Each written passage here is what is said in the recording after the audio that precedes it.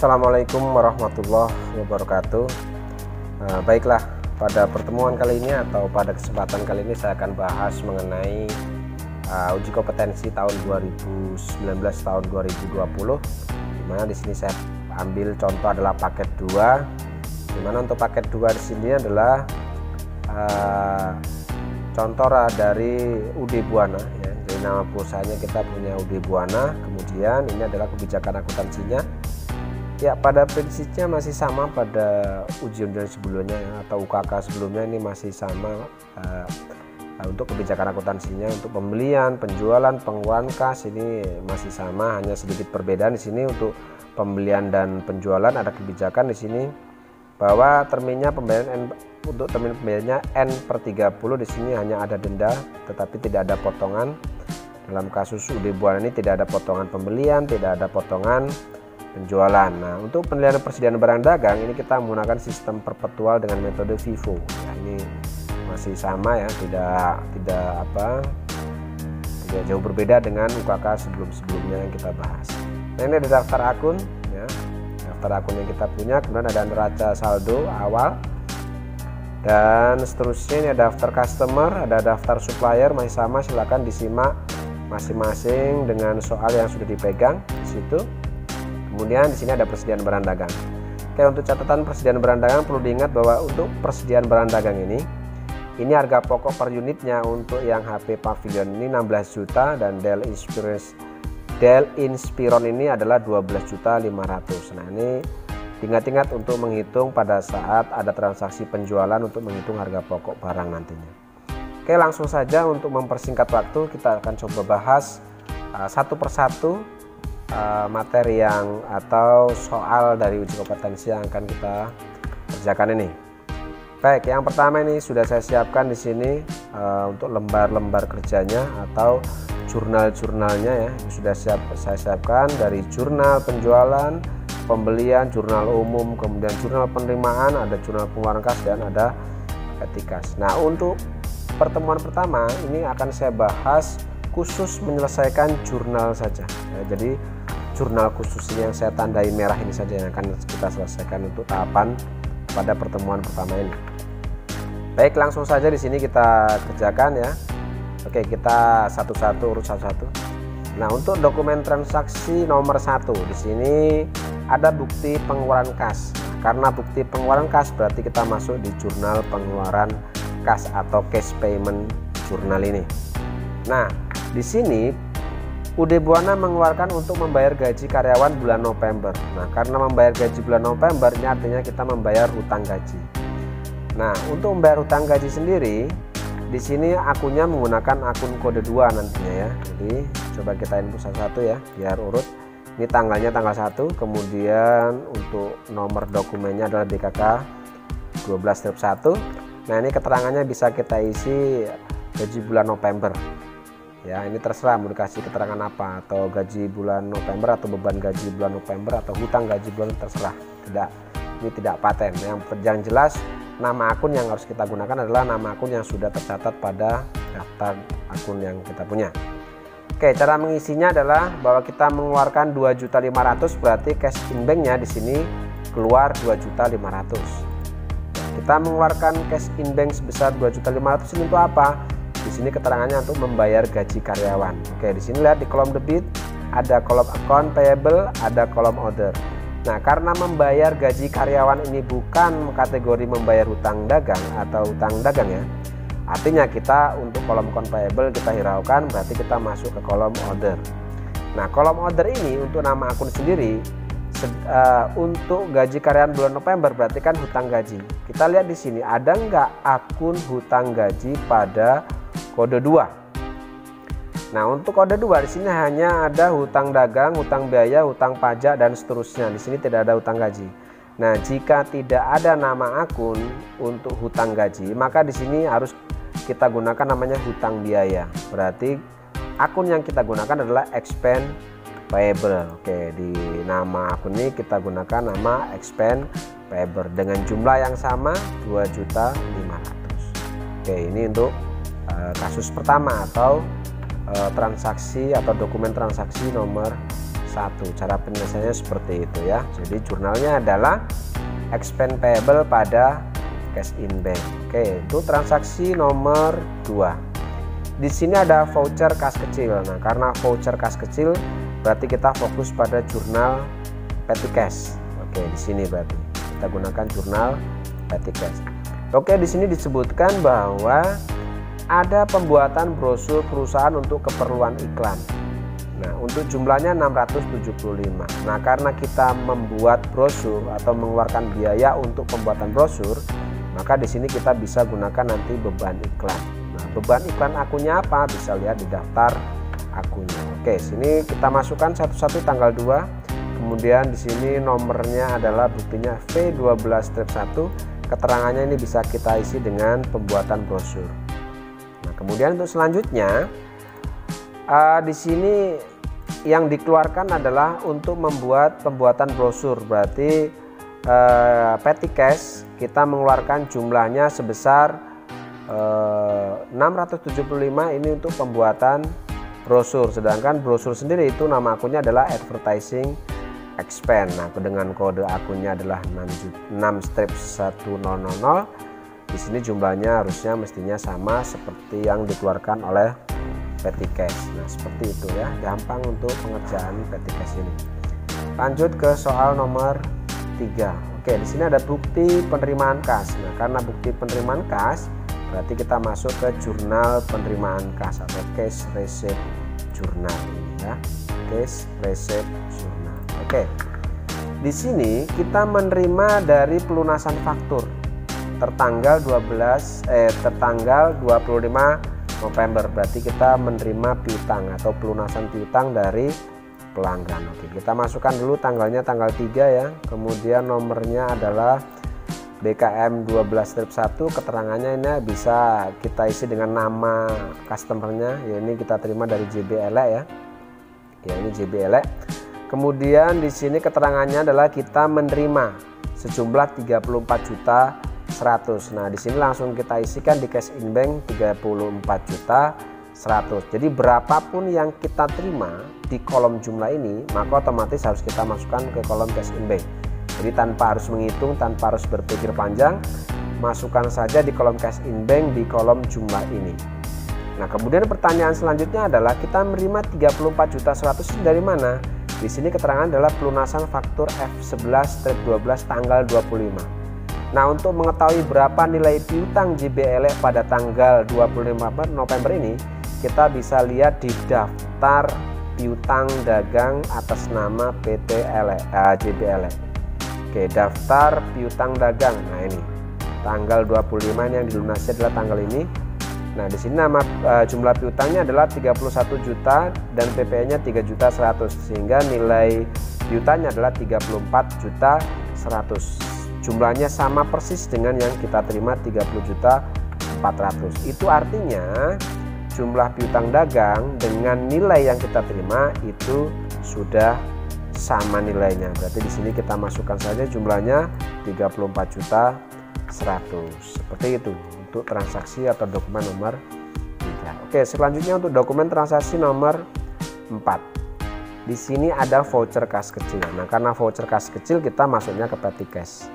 Jadi kita masuk ke kolom petty cash. Di sini keterangannya adalah untuk rekening listrik bulan November dan rekening listrik telepon bulan November. Ingat bahwa jika pembayaran itu untuk bulan sebelumnya, ini bisa dikategorikan sebagai hutang. Jika di sini rekening listrik bulan November dan rekening telepon bulan November, berarti kita membayar hutang untuk beban listrik dan telepon bulan November, berarti hutang. Di sini karena dilihat tadi, kita lihat untuk kode 2 apakah ada hutang untuk rekening listrik dan telepon gitu. Nah, kita lihat di sini daftar kode akun nomor 2. Nah, ternyata di sini tidak ada nama akun yang menyebutkan telepon dan listrik. Artinya jika tidak ada nama akun yang menampung untuk hutang telepon dan listrik, ini bisa kita gunakan akun hutang biaya, berarti expense payable. Ya, akun yang kita gunakan adalah expense payable untuk menampung nama akun dari pelunasan rekening listrik bulan November dan telepon ini.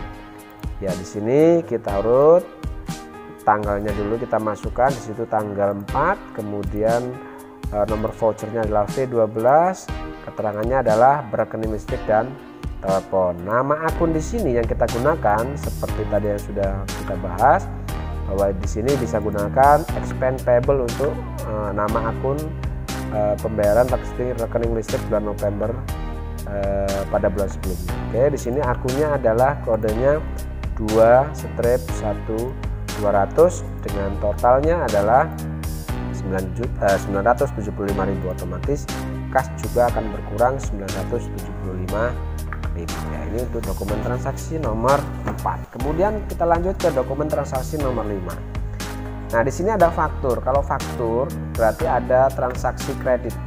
Di sini dari faktur ini ada UD Buana, artinya di sini ada transaksi penjualan secara kredit. Nah, karena penjualan secara kredit, maka kita bisa masuk ke jurnal khusus penjualan atau sales journal. Oke, sekarang kita masukkan sales jurnalnya atau kita masukkan ke dalam jurnal khusus sales journal. Oke, di sini tanggalnya tanggal 6, kita masukkan tanggal 6. Kemudian di sini nomor fakturnya adalah V12-1. Keterangannya ini bisa kita gunakan namanya, nama customernya ya. Kemudian baru kita masuk ke perhitungan kolom debit dan kreditnya. Oke.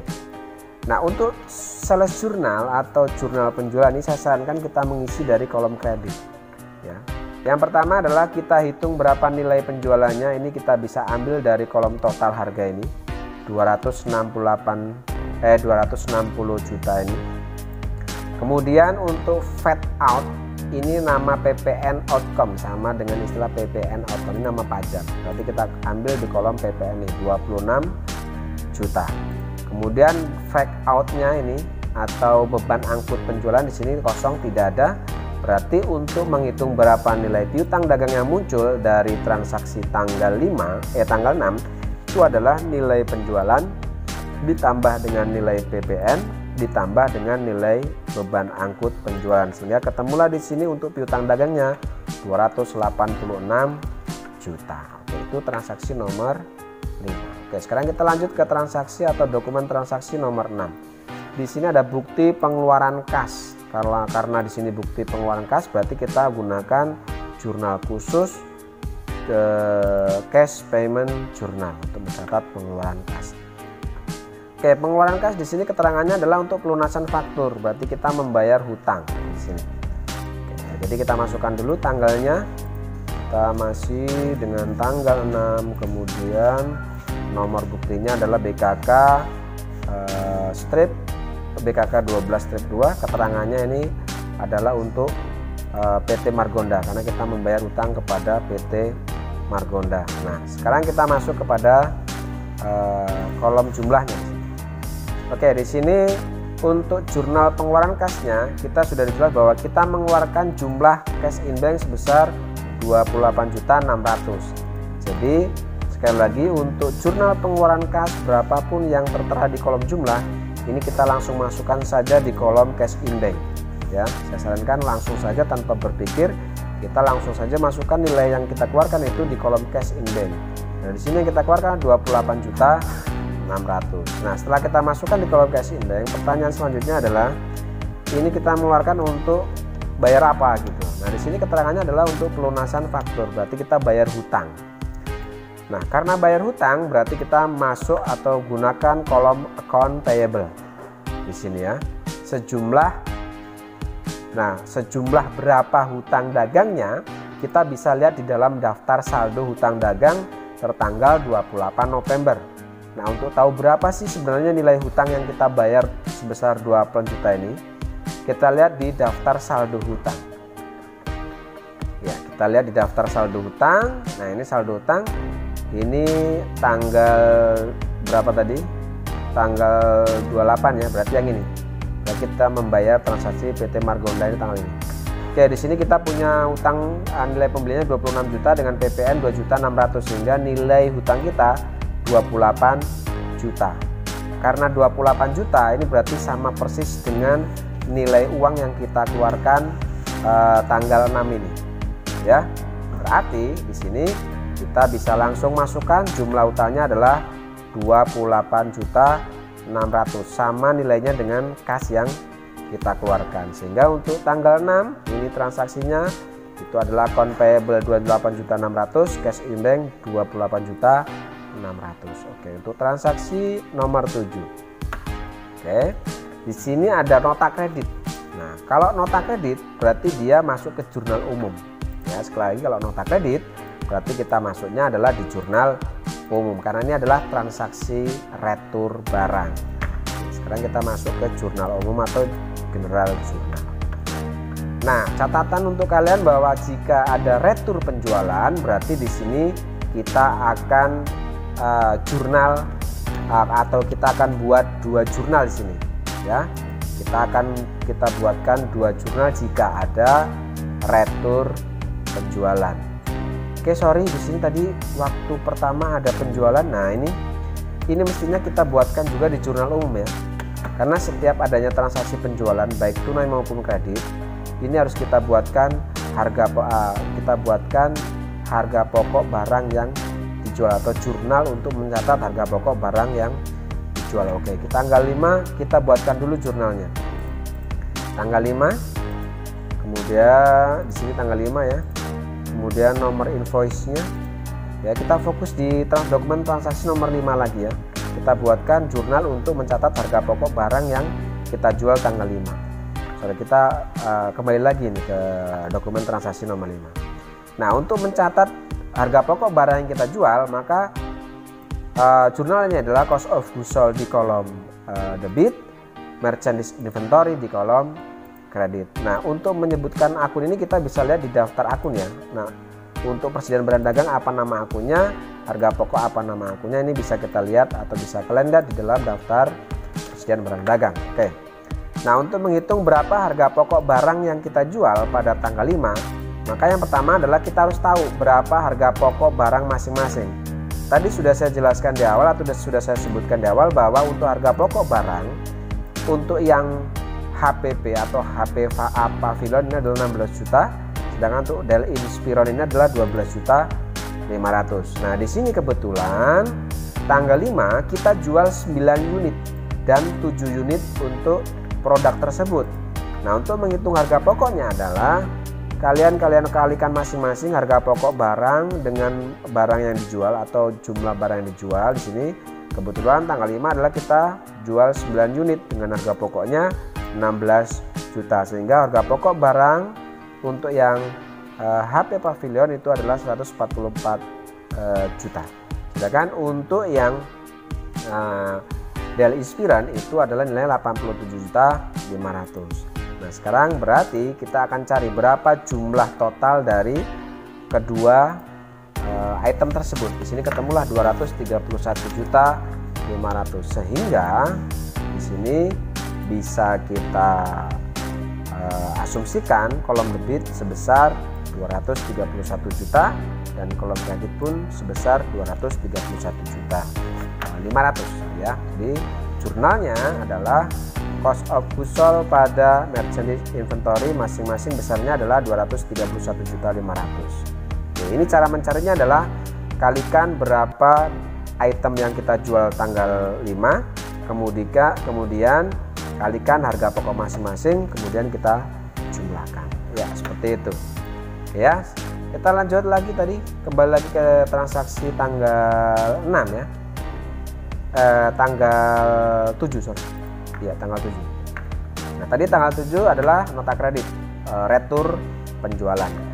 Nah, kalau retur penjualan maka kita harus buatkan 2 jurnal. Jurnal yang pertama adalah jurnal untuk mencatat nilai retur ini.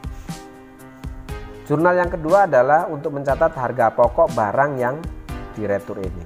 Oke, yang pertama kita akan coba jurnal untuk mencatat nilai retur itu atau nilai 55 juta ini. Oke, yang pertama adalah tanggalnya dulu kita masukkan di sini, tanggal 7, kemudian nomor fakturnya adalah NK121, jurnalnya adalah ada sales retur dan PPN outcome. Ini bisa kita ambil dari kolom total harga dan PPN pada account receivable.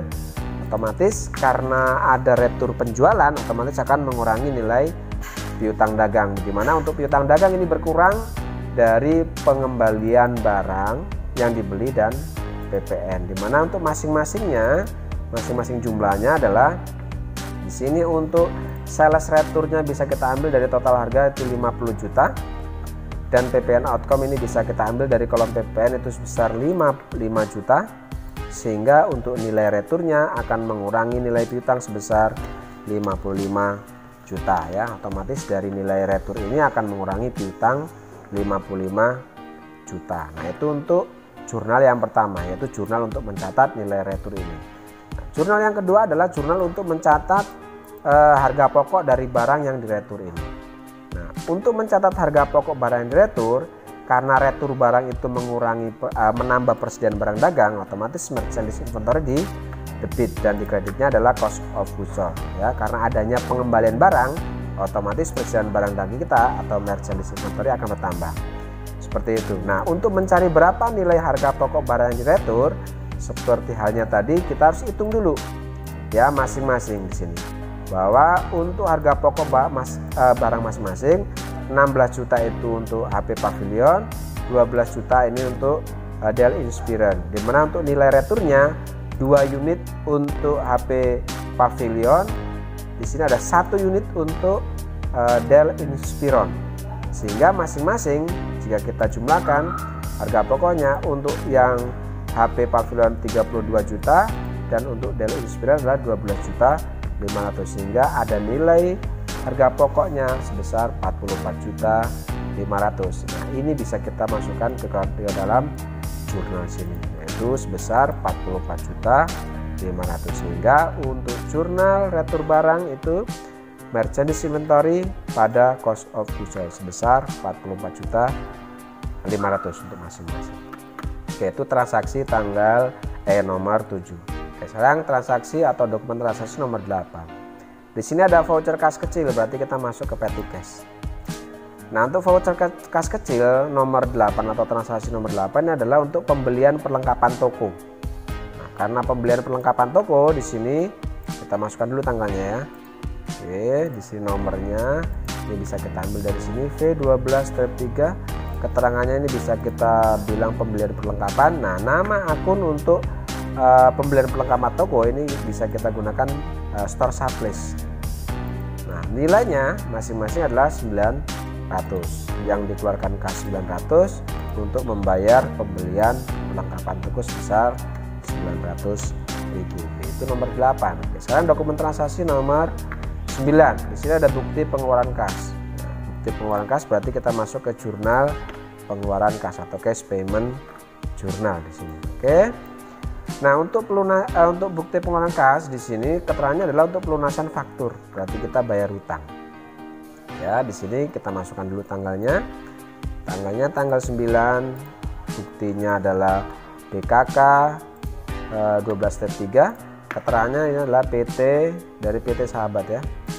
Oke, PT Sahabat, di mana jumlah yang kita keluarkan ini adalah 23 juta 100. Kita langsung masuk ke cash in bank aja, 23 juta 100. Seperti yang saya bilang, berapapun nilai yang kita keluarkan di kolom jumlah, kita langsung masukkan saja di kolom cash in bank. Nah, lalu pertanyaan selanjutnya adalah kita mengeluarkan 23 juta 100 ini untuk apa? Ternyata di sini keterangannya adalah untuk pelunasan faktur.